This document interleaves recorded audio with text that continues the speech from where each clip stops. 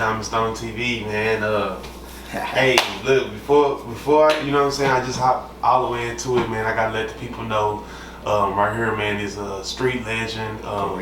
Street legend in the game, man. I don't even know how to put this, man, because even right now, like I see you like really just one of the only people, man, just really just working in the streets, man, when it comes to the youth and you know what I'm saying, and reaching and just you know what I'm saying, just basically just trying to make a change, you know what I'm saying? OG Felton, hey man, introduce yourself real quick, man. Man, everybody know me, OG Felton, Southside gangster, Hardheads, 1988. Yeah. Founder of Gang Bank for Crips, your minister, your pastor, man. It's a story behind all that, where everything originated from, where we started from.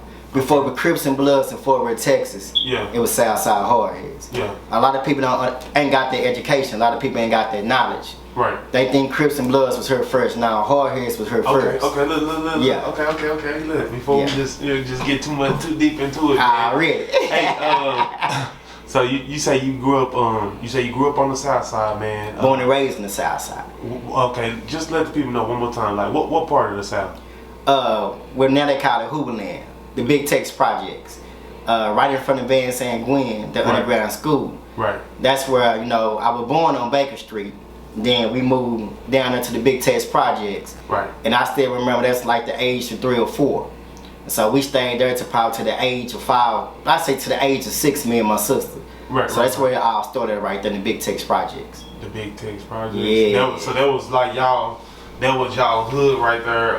Far as like. No, that's where I was born. You gonna say I raised. Now the hood was on the other end of the South Side. Right. And that's Glen Garden, Baker Street, and streets like that. But now where I was born on Baker. Then we moved to the other side of the South Side where they call Hooverland. You know what I'm saying? Right. So I still remember like it was yesterday the ages 4 and 5, 6 of me staying there. And so, but now in the hood days, and starts to the year 1988, 89 in Glen Garden. Right. Okay. So yeah, they make a total difference. Okay. So kind of tell me a little bit, like growing up in the South. You know what I'm saying? Man. This look, because this is. It's history, dude. Yeah. Because I be asking, the youngsters now, and they really into it. It's just a lot of drama and beef going on there in this era, But I'm pretty sure y'all had y'all own little beef going on back then too. You know what I'm saying? But man, how was it like growing up back then? Like as a kid, you know what I'm saying? Man, like, growing in up that era. Well, let me put it like this. See, we had our positive and we had our negative. Right. Most of these kids didn't have what we had. Right. See, we had town center. We had putt-putt. Yeah. We had a movie theater. We had a go-kart right there on McCourt. Right. So we had things that even though, you know what I'm saying, we gang bang, we sold dope, we rent dope fiend cars. But at the end of the day, you know what I'm saying, when we sold our drugs and did what we done, we went to man collection right there by Second Save. Right. A lot of people don't know that. Thanks. You see what I'm saying? It went right there on Barry's inside the shopping center. And it was a little small shopping center where you can go in there and get you some MC Hammer pants. Right. A nice Kango hat. Nah, it's on Berry Street. Yeah, but it's on Berry. It's still there? The man's collection? Nah, they moved it on Berry Street to a different part. You see what I'm saying? But in the beginning, it was right there in the shopping center. Right. You see what I'm saying? Where we used to shop at. Right, okay. So, man, yeah. So that we had our good days, we had our bad days, man. It was just, like I tell people when they ask me, like you asked me how it was, when Glen Garden started their own thing, put it like that. Right.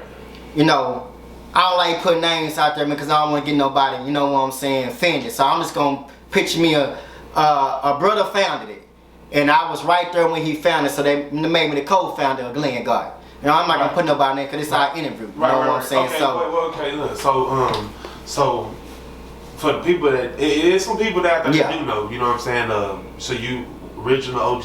Yeah. You know what I'm saying? You said Glen Garden. Glen Garden. Glen Garden. Okay. Can you kind of like break that down, like in that neighborhood? Like, can you kind of break that down? That little history. That little history right there, man. It started out with 4 brothers.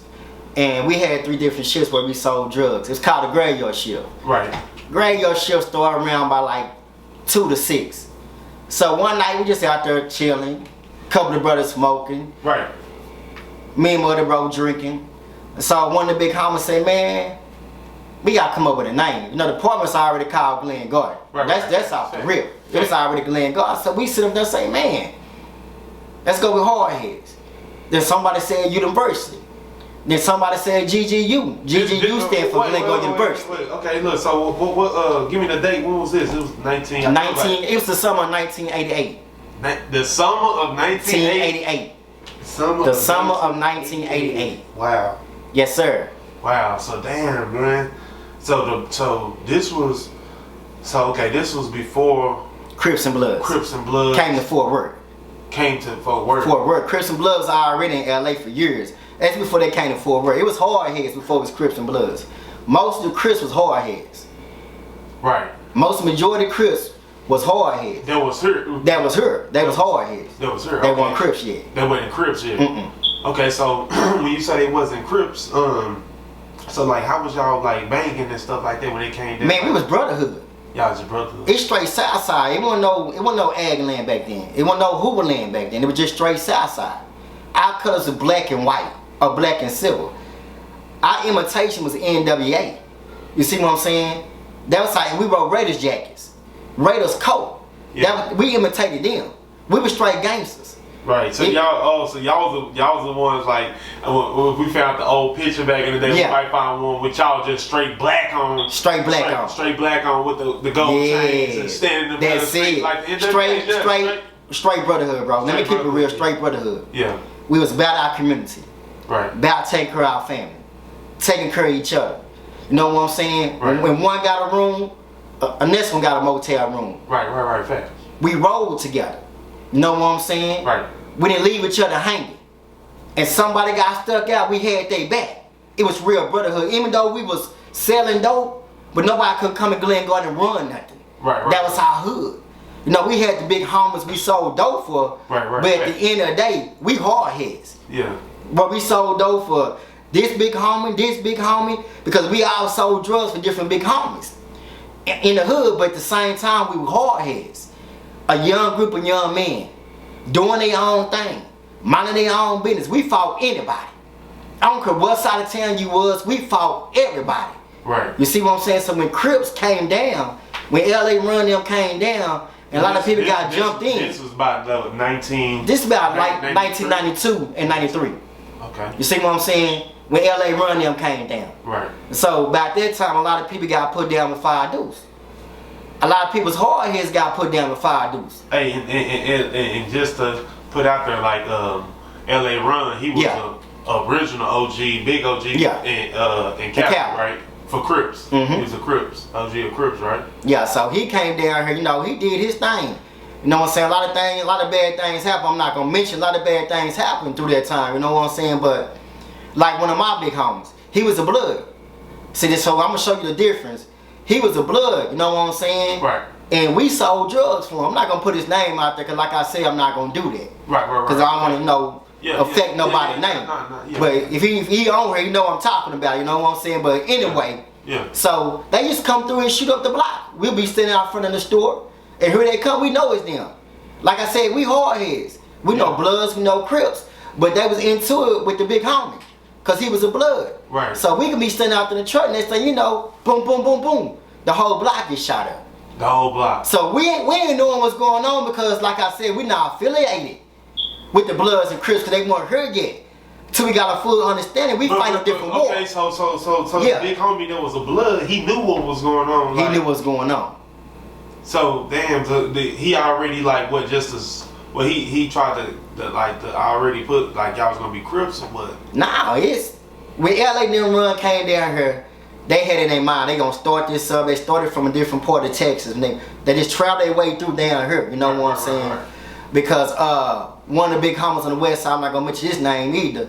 He they said on the west side, so that's a different part of town. So this was before or after LA Run. Yeah. When he started on the west side. Yeah. So when LA Run them came down here, you know what I'm saying? Like I said, a lot of people got put down with 5 dudes.